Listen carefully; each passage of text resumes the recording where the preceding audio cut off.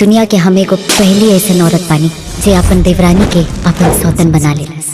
नमस्ते प्रणाम, आप सब देख रहा बानी भोजपुरी प्लस। था आज आप सब खातिर लेके आयल बानी अग्नि साक्षी फिल्म के जोन ट्रेलर बा ओकर रिव्यू। जी हाँ, देसी धुंस यूट्यूब चैनल पर रिलीज भइल बा। जो नाम में एक्टर प्रदीप पांडे, चिंटू, अक्षरा सिंह और तनुश्री मुख्य कलाकार बाड़ी।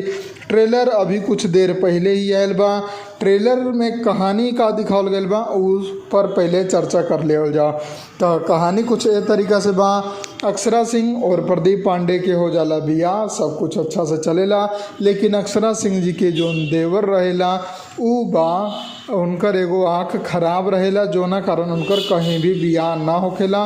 और ओकर बियाह करावे खातिर अक्षरा सिंह प्रदीप पांडे चिंटू के ई सुझाव देवेली कि जहाँ भी लड़की के रिश्ता खातिर फ़ोटो भेजा तानी वहाँ फ़ोटो उ आपन भेज देस, लेकिन जब बियाह होखे तो उनकर छोट भाई के बियाह करा देवल जाओ।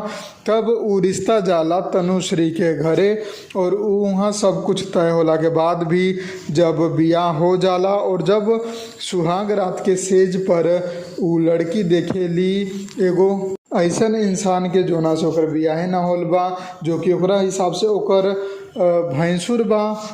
तब उ चीखते चिल्लाते पूरा घर में हल्ला मचा देली और तब ओके इस सच्चाई के पता चलेला कि ओकर बियाह उहे लड़का से भइल बा, ना कि प्रदीप पांडे चिंटू से।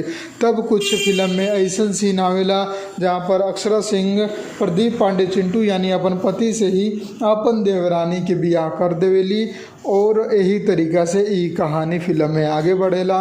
और बाकी संजय पांडे जी बड़े विलेन की भूमिका में, जो कि हर भोजपुरी फिल्म में एगो विलन तो जरूरी बा।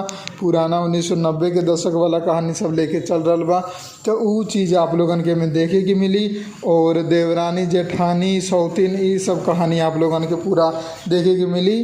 तो थोड़ा सा कुछ अलग ट्राई कल गया बा, बाकी कुछ खास हमें ना लागल ई कहानी में। आप लोगन के कैसन लागल ई जाके ट्रेलर देख के आप लोग बताई। बाकी एक्टिंग सबके ज़बरदस्त बा, कहानी में कमी बा। और जब तक भोजपुरी सिनेमा में एगो बेहतर और नया स्टोरी आज के समय के हिसाब से ना बनी, तब तक आप लोग भोजपुरी इंडस्ट्री से कुछ भी बड़ा एक्सपर्ट ना कर सकेनी। तो अगर रिव्यू पसंद आयल बा तो वीडियो को लाइक करी, ज़्यादा से ज़्यादा शेयर करी और चैनल के सब्सक्राइब करी। हम मिलम आप लोगन के एगो नया रिव्यू में। जय हिंद, जय भोजपुरी, प्रणाम।